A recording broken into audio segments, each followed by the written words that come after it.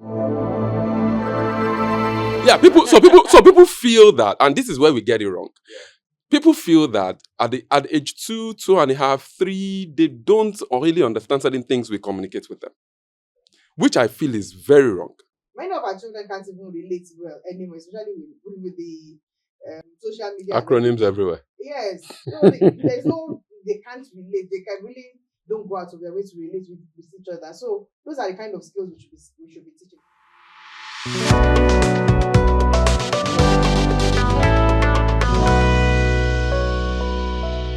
Welcome to Difficult Conversation Africa broadcast, a pioneering platform which attempts to raise, discuss issues many are afraid to face. I present to you the host, Yinka Olaito, a media communications development expert, author with about 2 decades experience in Africa and in the United States. According to University World News record, about 600,000 graduates are produced yearly. But within the Nigeria Graduate Report, a valid report that is published yearly, it shows that out of these, 54% of HND graduates are always unemployed at the end of their graduation. OND, 49.55% of them are unemployed. And then BSc, average of 39.something% are unemployed. Now, Nigeria Bureau of Statistics says that it's only 8% that are guaranteed job. That's quarter 1 of 2023 report. Now, based on this, what is the problem with graduates not getting job, or what is the problem with us not getting job? Nigeria places a lot of emphasis on paper qualification. And recently, about 2 weeks ago, the federal government in Nigeria did come out with a policy that people that want to be hired by the federal government will only be hired based on their certificates, based on their qualification. That is, the minimum will be SSC, which is secondary school certificates, OND, HND, BSc, and above. And that anybody with certification will not be given appointment. Based on this reality, it has also been proven that some of the challenges why most graduates do not get job is because they have a lot of mismatch, lack of skills, lack of, they don't have employability skill. So today in Difficult Conversation Africa podcast, we are looking at, should we place emphasis on degree, or should we place emphasis on certification? Interestingly, I have 2 experts here today who will be looking at this issue with me. People say there's ladies first. So I will introduce Dr. Kemi Adeniji. She's a former university don. She's an HR consultant. Her doctoral degree is human resources. And she will be looking at it from the angle of the need for degree and others. Then I have with me my dear brother, Temitope Odude. Temitope Odude is a CIO of a very frontline manufacturing company. I know when I mean CIO is Chief Information Officer. And based on what we shared before we came on air, he had gone through the certification. And within the last 6, 7, 8 months, he had been over about 8 jobs, about 5 jobs, some of which he turned down. That means he's never out of job as it is, based on his certification and skill. So we're looking at, why is it that we are now placing emphasis, which one should we go after as Nigeria? So I will start with the first question, and like I said, I will say ladies first. Dr. Adeniji, the present reality showed that skill-based help personal and national development, and degree qualification sometimes is not the ideal. Education is supposed to be an asset, but most of the graduates we produce these days, they are not an asset, they are liability. So what would be your opinion? Okay, thank you very much. Okay, so education for me is not just about the formal education that we all know. Okay, so we expect that people will go to school and then they will learn, and we expect that after going to school, you have to come up with something tangible. You have to come up with something that you can use. The reason for going to school in the first place, at least the way we were brought up, was to go to school, come out with such a degree that you can work with. Okay, so what we have now is almost not in compliance with that. So the problem, for me, I think, is this: education is necessary. It is important. However, it's the way we look at education or the way we have designed education that I think is a problem. So education is not should be an all-encompassing thing.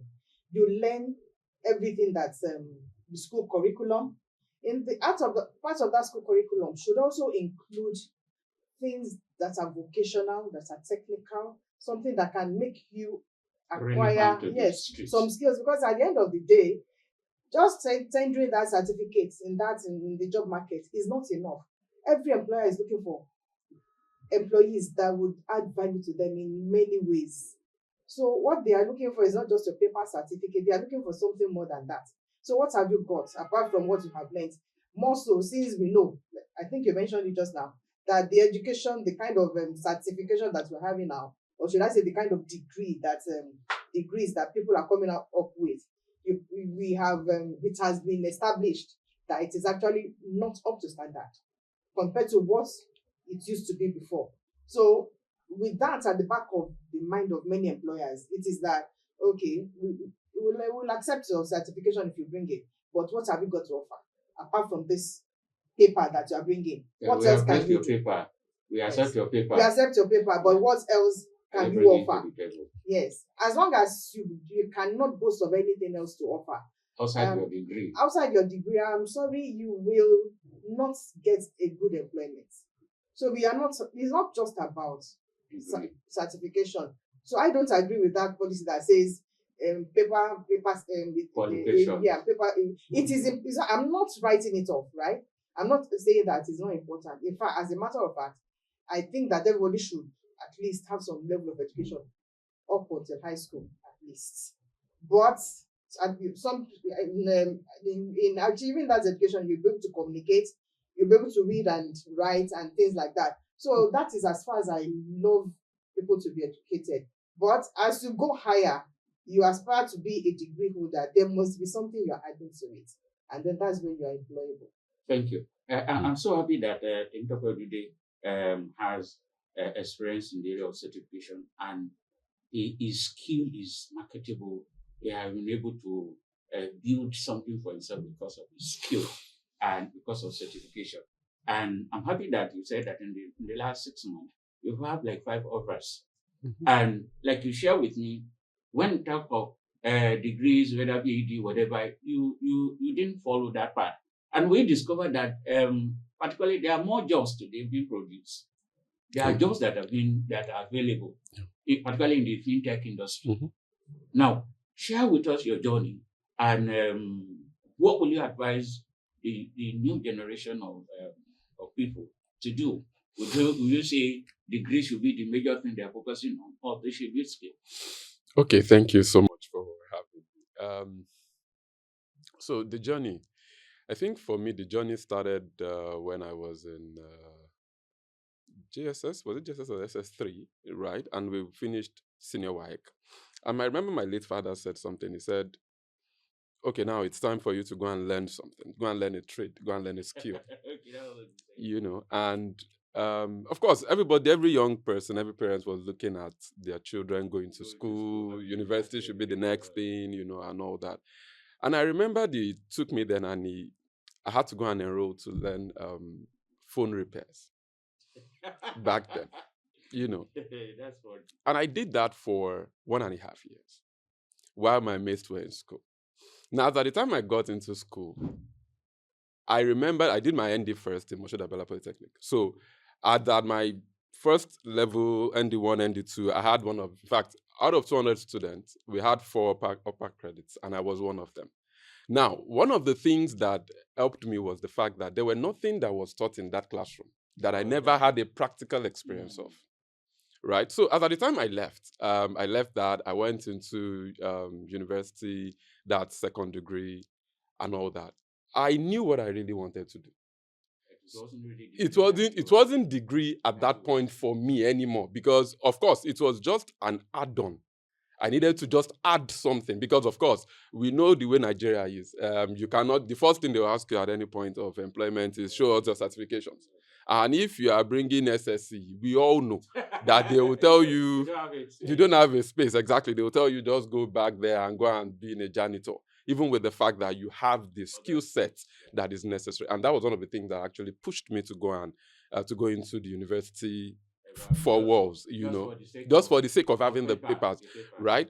And then moving on, I founded a company myself and one other person. I went into mobile application designs, coding, and a whole lot of that. And that's another story for another day anyway, because I do know that people ask a lot of questions that how do you now merge those things together? How are they not difficult and all that? But then for me, I feel skill comes first before the education, because yes, the education, just like Doctor said, is more of it depends on how you look at it. Exactly, it depends on how you look at it. Normally, you can't go into any organization and speak Yoruba, the normal native language, or Igbo, right? And that is where the education comes in. Yes, even abroad, one of the things we found out over time is that that's why Nigerians they find a lot of foreign jobs right now, because they there believe more in the skill set that you are bringing to the table than even they won't even look at your qualification. And that is at least we have exactly. And Microsoft is one of these top leading organizations who puts emphasis so much on skill set rather than the qualifications. So Dr. Kemi, I was watching a small clip about China, that they have PhD people, person with doctorate degree, taking primary school at the elementary school. And the essence is because they felt that this is the foundation that people actually need.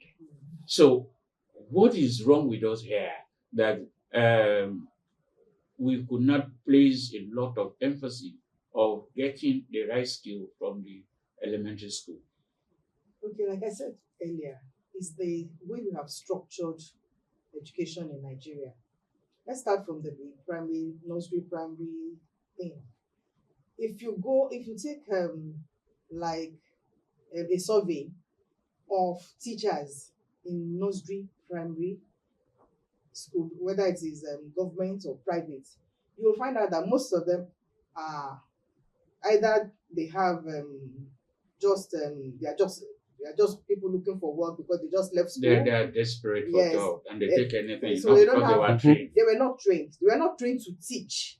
Okay, there are some of them that don't even have any qualifications yet, but they are using it just to while away time until they can save enough money to go to school. So we don't have a structure whereby we bring in professional teachers. As for me, teaching is one of those areas that I think we need people with good qualification. And then also, I think the curriculum is also important. Yes. If you have good teachers and you don't have a good curriculum, that is a problem. Yes. So you can have, both of them are important, but I will advocate first, let's have the good teachers. Let's have the qualified people who can teach. They know that these ones are in this class, this is what they need. This is another level of class, this is what they need. And that comes with what you yourself have learned and the experience you have gathered over time. So we don't have that in Nigeria. We allow anybody to teach because we see the teaching profession as low people. Yes, low life people. Yes, exactly. Not something we shouldn't pay too much attention to. And that is really affecting our children. So eventually it is because we are not paying attention to it. That is why the children, the products of those teachers are now suffering.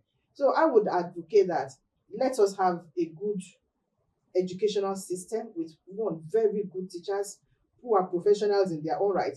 And then the curriculum, yes. Now that curriculum is another thing. Curriculum in Nigeria, I don't know how we have come about our curriculum. But when we were in school, the things we were taught that we still put to use even now, many years, decades after, they are still there. Like I remember when I was in primary school, we were taught this moral instruction. And that one taught us how to take care of our environment, how to even relate with people, how to respect. So it taught us how to mix in the society. All of a sudden, such wonderful subjects have been removed from curriculum. So we now have so many other things that I really don't find them, because I was part of that system for like 5 years. So I really don't find them really useful. So apart from those who teach maths, English, and then the sciences, other subjects that are taught in school, I don't find them really useful. So we need a curriculum that will not just teach things like what I've just mentioned, but that will also teach skills. So, for instance, let's teach them leadership skills. Let's teach them how to be leaders. What a leader is, which is one of the things we lack in Nigeria. Let's teach them how to do some apprentice work under some people, like what Tokme said. That it worked for. I'm sure you must have learned that under somebody. Of course, yeah. So that is what we need for our pupils or our children or our students. So as they are growing up, as they are going from one level of education, from primary to secondary, from secondary to higher institution, they have already acquired something more than education. They have acquired a skill. So let's introduce skill, whatever kind of skills that are necessary for survival in these times and age. Let's begin to introduce it That's into the very good curriculum. thoughts, introducing the right skill. Yes. Now, Tokwe, given the future of work, and we know the future of work is skill-based, everybody knows that. So my question is education or degree a scam? We already know the future of work. Now we're saying, okay, get degree, and getting good degree is not cheap. MBA, doctoral degree, even in Nigeria, is no longer cheap. So will you say it's a scam? Why don't I go through what I want to go and what I need? And maybe after that education or degree now become essential, it can be a hand-on. But let me build the skill. Because what you did was, you first of all build a skill before you went to school. So is education a scam now? Okay, so for me, it's more like the money consciousness is there, and it's an impediment, right? Now, the second side is the future of work. AI is coming to play. And the earlier we begin to understand that, the best for all of us. And it affects everything. And it affects everything. In fact, it affects it seriously. In fact, I was seeing a post, someone posted something on status, and it was saying that the things we learned, AI is teaching our children. Now, we took our time to read through the books, to understand and look for hidden secrets. Now, the young generation goes all the way online and they give AI certain information and boom, the answer comes true. So the earlier we begin to understand that, because this is what drives the future. And technology does not stop. It's always improving. So I won't say it is a scam to have the educational skill. Just like Doctor said, it depends on which angle you are looking at the education. But then, it is important as well that we align ourselves with the way things are changing and things are moving. Dr. Kem, you said that education is not a scam, that there will always be need for it, that there will always be an equilibrium where you need education. Which one will you place first, education or skill? If you agree that education is not a scam. It's not a scam. Okay. And for me, yes, thinking about the future, I think I'll put skill first. Because education is forever, it's ongoing, it's a lifetime thing, it's a journey. You learn from one stage to the other. You just have to keep maybe learning. We should clarify, because when you say education, education is broad. It's both formal and informal. We're talking about the formal. Degree. Okay, so especially based on what Dr. just said now, like even before coming, I had to try the AI. I just put some questions across and it brought out everything for me, so I can imagine of what if at this age I am able to do that. what the younger ones, my children would do. So really, I think we should be able to de-emphasize that academic yes, degree the focus degree learning. focus, yes.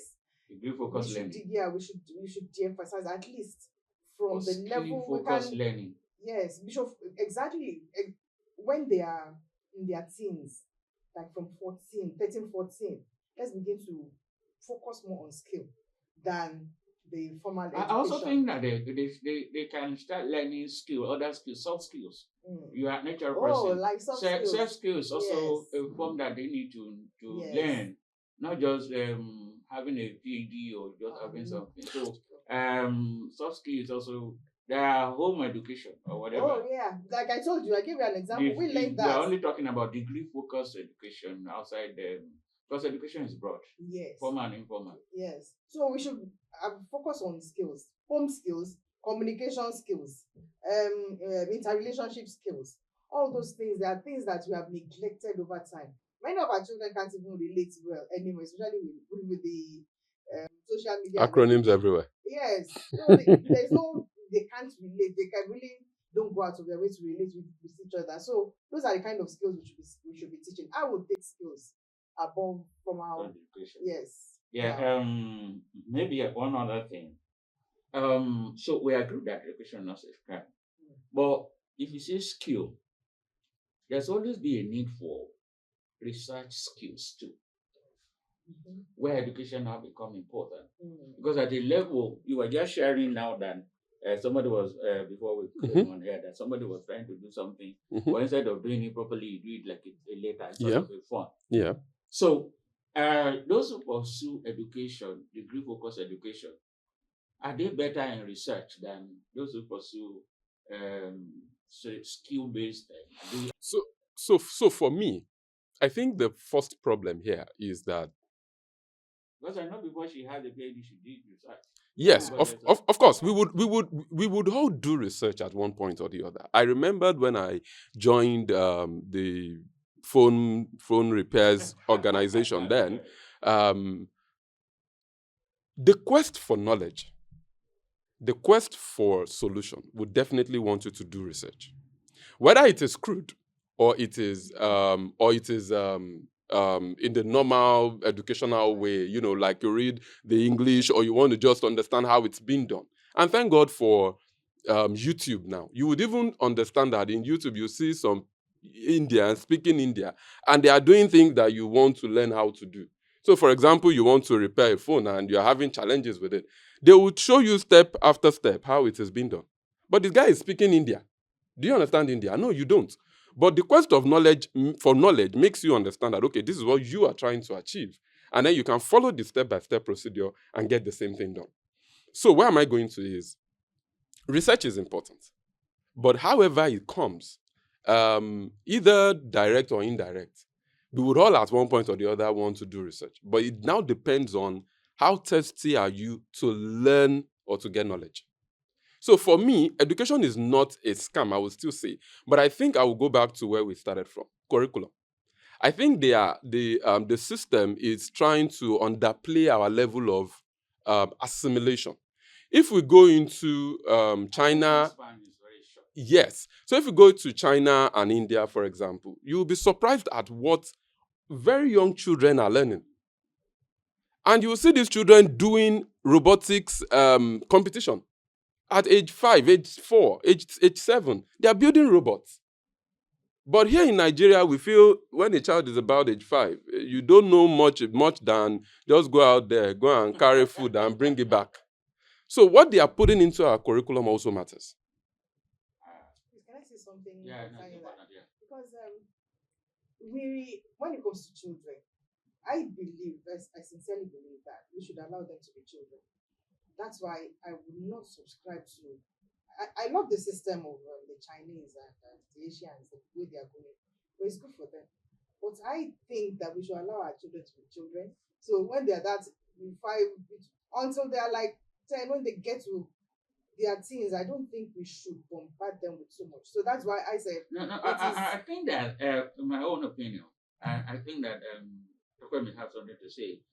I think it's to put those things in something like a play or a game thing, which children will always relate with, not Okay, like an academic.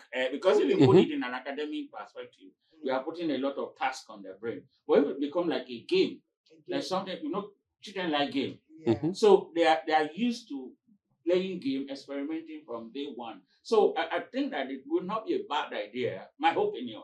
Okay. But it's also good not to now make it so academic in nature that because if you see some of the things we see here now is the fact that we find out that particularly private schools, they will give children homework they will never be able to do. And then it's the parent that will do those things for them. Exactly. So I think like you said, our curriculum need to change, and I think it has to be we make it like somebody having play a game or fun, Okay. because we can afford not to. Well, I shouldn't be. So she said we should not. Is that what you think? So for me, I think my opinion differs here because I was having a conversation with someone and I was discussing with I was actually having a mature conversation with a child of about 2.5, 3. Now, and that conversation is something How much like is it? 2.5 and 3. yeah, so people feel that, and this is where we get it wrong. People feel that at age 2, 2.5, 3, they don't really understand certain things we communicate with them, which I feel is very wrong.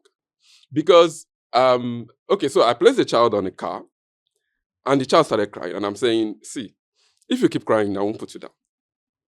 Now, the parents do feel that that conversation is too mature.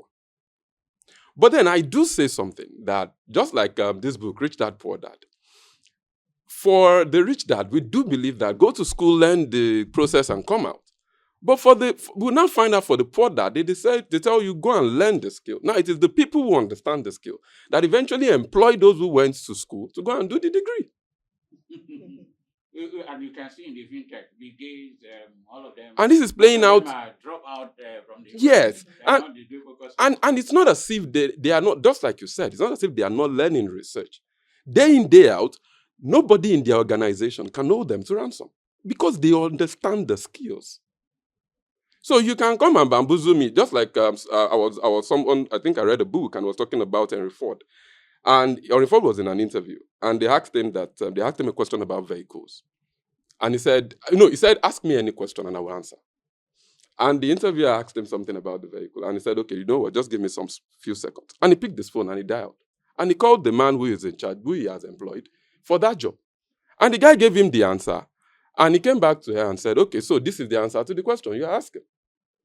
Now, in that case, he might not understand the books. He might not understand the language to use. But he understands certain skill sets of how certain things have been done. So for me, I would still say that we underrate, even the curriculum underrates how much we can assimilate.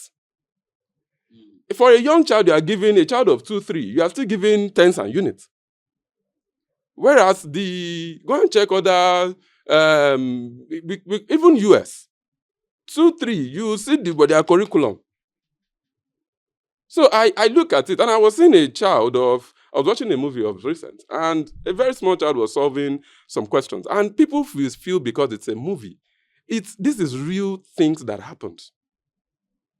They are normal children born geniuses who would pick their books and, in class, they would solve questions that a JSS1 person can solve. But how good can these teachers be to spot these children and bring them out and say, these are extraordinary children, let us develop them more? Rather, they will put them all together and still let them learn one times one. Yeah, thank you. This conversation may not end, and because of time, we just have to end it here. Dr. Kemi, what will be your parting word? Degree as a skill. Where do you stand? Okay, I still stand with skill, but I know and I believe You need a foundation for a degree. yes, you really need a foundation, a kind of education. You can't do without it. People, the world will ask Is it you. because of our system Yes, that because of our places system. emphasis on degree? Because in I'm Western not- world, Yeah. without your degree, you can rise. Yes, you can Yes. rise. Yeah. But even in Western education, I know that most of their citizens have at least high school degree. So when That's I'm talking good. about degree, I'm not talking about the university, normal the college master, degree. okay. I'm talking about having some basic education, Yeah, a yeah, no, foundation everybody knows that because that you build on. Do you That's- understand? you So need you it. cannot just, so I still say both. Both are important. But at the end of the day, in this time and stage of our economy, it is still that will actually see us through. Thank you for your okay, Tope, your final parting word for our viewers. Okay, so Degree that's good. You can't, and I'm sure that maybe one of these days we'll come back to the part B of D, maybe so that we can go and reflect on it and come back again and see. But now let's have what. So my parting words are get skills, and it all are getting. Get more degree, because of course in Nigeria you still need it given the environment. There is no way, even if you know all the skills. I did the European Union General Data Protection Regulatory as well, but then in any organization they will tell you if you don't have anything, they will know all the skills from 0 to 100. Don't have the adequate qualification, nowhere to go. So, thank you, Dr. Kemalinga and Dr. Odide. It's an interesting conversation. Thank you, our viewers. More importantly, we want to hear from you. We have several channels through which you can get back to us. X, Instagram, Facebook, and our website, difficultconversationafrica.org, where we want to hear from you. It's a privilege to have you, and thank you for your time. We know that. So please, I appreciate you for coming, Dr. Adeniji, and I thank you, Tope, for honoring the invitation. Thank you so much. That next time when we call you, we'll be able to have you back. Thank you for coming. Thank you, our viewers, and see you in the next episode. And please give us feedback as we close. Thank you, and bye-bye.